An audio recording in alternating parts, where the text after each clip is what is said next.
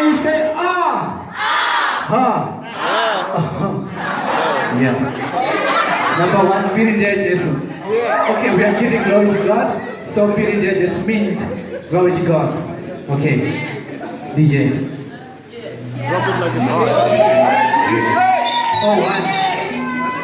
Pirinjaya Jesu. Question about next track. Next. Number one. Yeah. It's simple. You know, our dance is like this. Yeah. We are giving God we are praising God. If you are doing this, somehow we call each other, right? So it's simple. Like this. Okay. So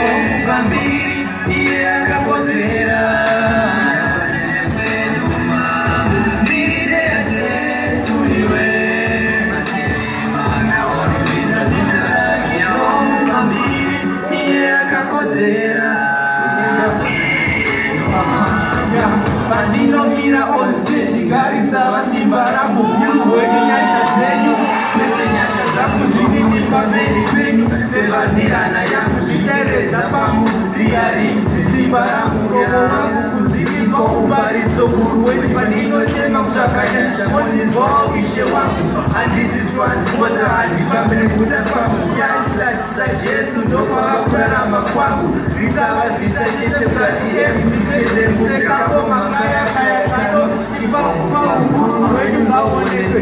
Alright, okay, asiga isawa yangu Yesu yuwe simple like this.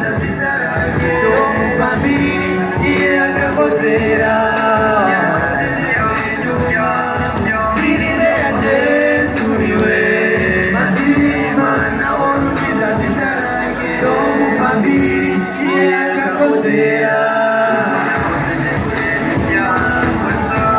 Munyara zinjimi, mununuri jimi pamakore gumi ayo ndenge ndine michero gaisa ziva ndiri mukumbura maindisa tindakwanisa kutaura nerurimi ndira kukadzi kusvika kuna shikumi ndimi maivo ndivaidzo dzekupfeka nhumbi pandi nosheredzera vamumire kuchitumbi kunya weyamuhwanifavo yamangwana nindo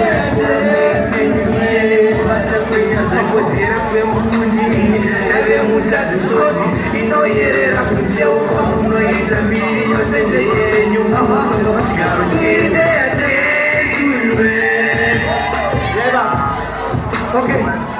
Tombambiri iye akakodzera